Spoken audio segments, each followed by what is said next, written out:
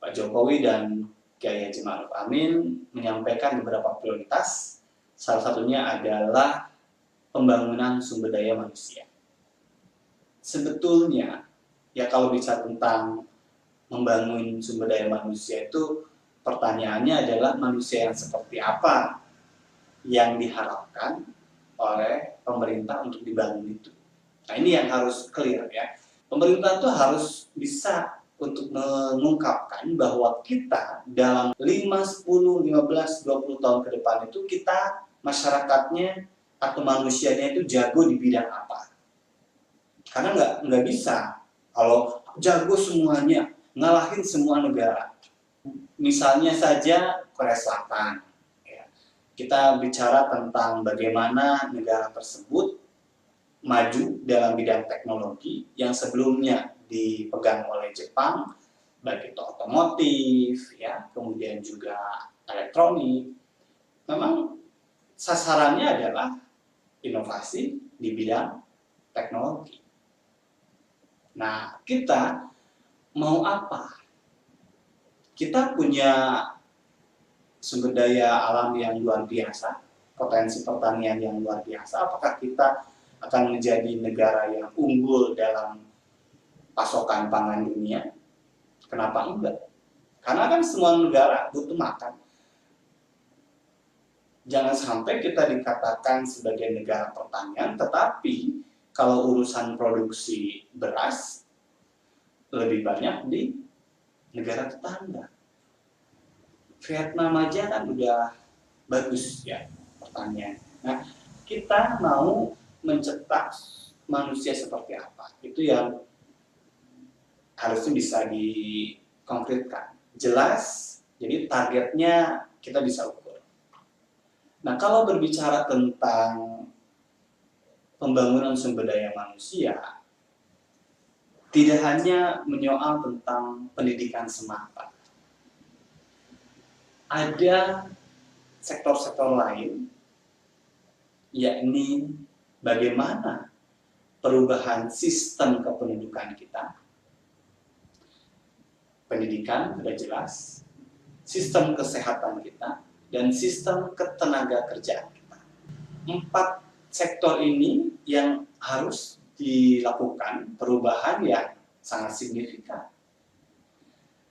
Karena bisa jadi kita punya banyak orang dalam jumlah angka, tetapi tadi bonus demografi itu tidak dibarengi dengan pendidikan yang baik.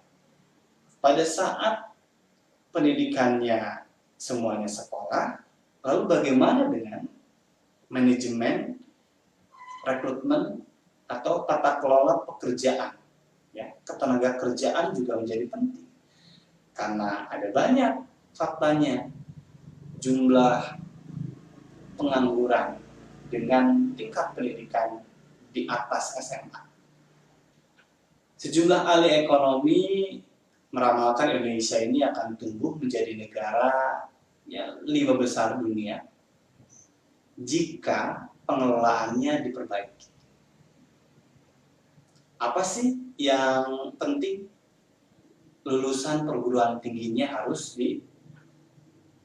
diperbaiki tadi, supaya tidak justru melahirkan pengangguran-pengangguran baru. High level human resource ini satu hal yang penting, karena kalau orang-orang dengan tingkat pendidikan yang baik itu dikelola dengan sangat baik, kita bisa ngebayangin tuh perubahan yang luar biasa. Tetapi kalau mentalitasnya aja cuma cari kerja, atau bahkan nggak bisa ngapa-ngapain, bingung. Nah ini yang kemarin saya katakan ada 4.000 sekian lebih perguruan tinggi swasta dan negeri di tanah air. Dalam 1 tahun saja misalnya 500 sampai 1.000 orang diwisuda, lalu berapa jumlah sarjana baru? 4 sektor sistem kependudukan misalnya. Kita kan sekarang bergantung pada BKKBN ya. Tapi jangan hanya terjebak pada sosialisasi KB, tapi juga bagaimana pemberdayaan masyarakatnya. Termasuk juga di masa pandemi, pada saat belajar di rumah, pada saat banyak keluarga yang bingung ya, bagaimana mengelola hubungan antara orang tua dan anak. Nah, harusnya itu juga bisa ikut membantu. Tapi di luar itu ya harus dipetakan ya, berapa jumlah manusia kita, berapa yang produktif, berapa yang nanti akan pensiun, karena kita juga akan berhadapan dengan masa di mana jumlah orang yang pensiun itu banyak. Nah, bagaimana kita mempersiapkan orang-orang yang akan mengisinya? Nah, sistem kependudukan ini dengan sebarannya yang ada di tanah air. Berikutnya, ya, sistem kesehatan. Ya, karena bagaimanapun bicara tentang sumber daya manusia, ya orangnya harus sehat. Dan juga sistem ketenagakerjaan. Ya, kita tunggu ya, apakah dalam tahun depan, 2 tahun ke depan, 3 tahun ke depan, efektivitas dari klaim Undang-Undang Cipta Kerja yang bisa menarik investasi dan membuka lapangan pekerjaan yang banyak baiknya itu, ya kita nantikan. Tentu statement-statement yang dikeluarkan oleh pemerintah hari ini itu harus dibuktikan. Itu adalah satu PR yang tentu bukan hanya berlaku untuk meredam aksi masyarakat hari ini saja, tetapi betul-betul mau tahun keberapa itu real ya, bisa menggeliatkan sektor UMKM, pro terhadap lingkungan, dan bla bla bla segala macam sesuai dengan klaim yang ya belakangan kita sering dengar. Dan berikutnya, bagaimana sistem pendidikan kita itu dilakukan. Ini nih, ujung tombaknya penting. Lalu selama 1 tahun ini, apa yang sudah dilakukan di sektor pendidikan? Manusia yang seperti apa yang akan diwujudkan dari sistem pendidikan kita, taruh kata dalam 5 tahun kepemimpinan Menteri Nadiem Makarim. Kalau nggak ada reshuffle ya. Tahun ini kita dihadapkan pada penghapusan ujian nasional, kemudian ada juga beberapa program mulai dari organisasi penggerak, guru penggerak, sekolah penggerak. Apakah itu bisa menciptakan manusia yang diharapkan, manusia yang seperti apa? Nah, itu yang harus clear. Ada statement yang disampaikan oleh kementerian itu tentang profil pelajar Pancasila. Tapi di luar itu ya harus dikonkretkan jagonya apa produk pendidikan kita yang secara masif bisa mempengaruhi pembangunan sumber daya manusia secara nasional. Memang boleh kita ya berkeinginan jago dalam banyak hal, tetapi ada kompetensi yang memang kita tonjolkan. Kita tuh mau jago di mana. Dan memang ya tadi saya katakan sulit di masa pandemi ini. Bagaimanapun pada saat kita ingin memperbaiki kelas, tahu-tahunya ada pandemi dan membuat pembelajaran harus dilakukan dari rumah. Dan ya karena kita tidak pernah melakukan pembangunan infrastruktur digital selama ini di bidang pendidikan, ya kejadian lah. Ada yang stres sampai mengakhiri hidupnya siswa karena banyak dibebani tugas-tugas. Ada orang tua yang melakukan penganiayaan terhadap anaknya. Ada yang belajar di pinggir lereng gunung, pinggir jalan, di kuburan. Oh, udah macam-macam. Yang memang sejatinya sulit buat mereka yang berada di pinggiran. Kalau untuk orang kaya, orang yang ada di kota, akan sangat cepat melakukan adaptasi. Tetapi hadirlah untuk mereka-mereka yang kurang beruntung. tidak hanya secara ekonomi, karena bisa jadi dia berada di kota tapi ekonominya ekonomi miskin, tapi juga yang ada di pinggiran-pinggiran. Dan itu yang sampai hari ini masih bermasalah. Bahkan bantuan kota belajar 7,2 triliun, angka yang sangat luar biasa besar, itu dinilai tidak menyelesaikan masalah atau bahkan banyak yang nggak tepat sasarannya. Ya itulah catatan pendidikan. Jadi kalau mau berbicara tentang kompetensi apa yang akan kita unggulkan, mau manusia seperti apa yang kita akan cetak, itu belum kelihatan. Dan perlu juga diingat, ya, membangun sumber daya manusia itu tidak juga hanya dengan mengejar nilai. Yang sekarang saya perhatikan ambisinya adalah memperbaiki peringkat PISA. Ya, saya pikir bukan itu loh. Tetapi apa manusia yang seperti apa yang ingin Anda wujudkan? Kompetensinya apa? Indonesia ini jago di bidang apa? Sehingga nanti akan ada ya upaya-upaya yang masif untuk misalnya Indonesia harus jago di bidang pertanian untuk sayur mayur atau beras atau ternak, sehingga kan nanti fokus ke situ pembangunan, baik itu dari sisi pendidikannya mana, ya kejuruan-kejuruan yang harus dikasih modal besar, sehingga nanti kelihatan nyata dan kita bisa nge-push dalam konteks daya saing global itu, kita mau ngalahin siapa sih?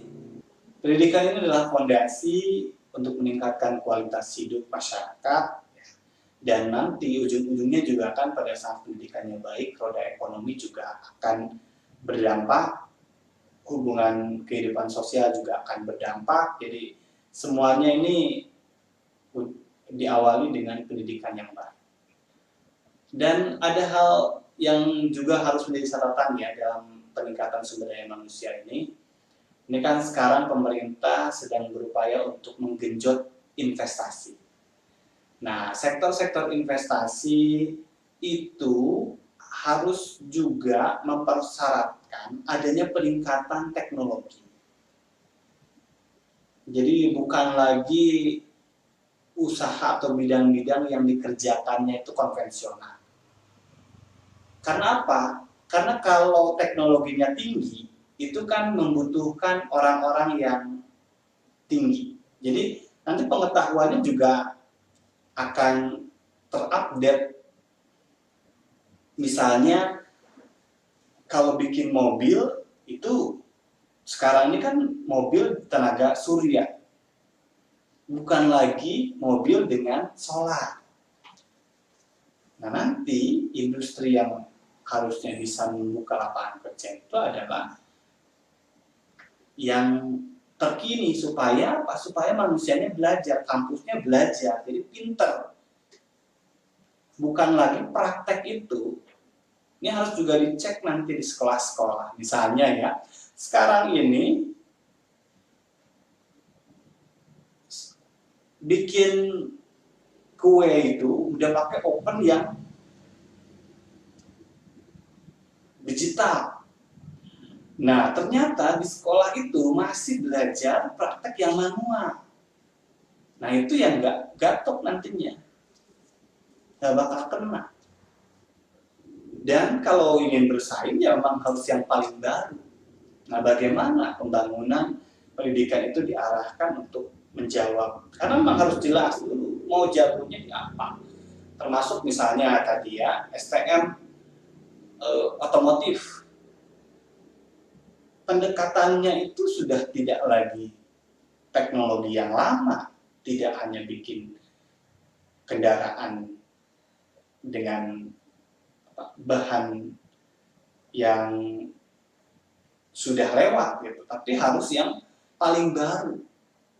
Jadi harus ada pembaharuan dan bahkan harus melompat. Lembaga pendidikan ini, kampus itu harus melompat. Apalagi sekarang ini kan zamannya cepat banget. Jadi kita harus bisa mengukur tadi, kalau kita sudah jelas nih SDM yang seperti apa yang akan kita bentuk di 20 tahun ke depan, maka kampus sendiri akan mempersiapkan untuk yang 20 tahun itu. Tidak masih alatnya masih yang lama gitu, yang nggak pinter-pinter. Dan di perusahaan sendiri pun, kalau bicara tentang investasi ya, termasuk perusahaan yang sekarang existing, itu harus dipacu untuk meningkatkan teknologi.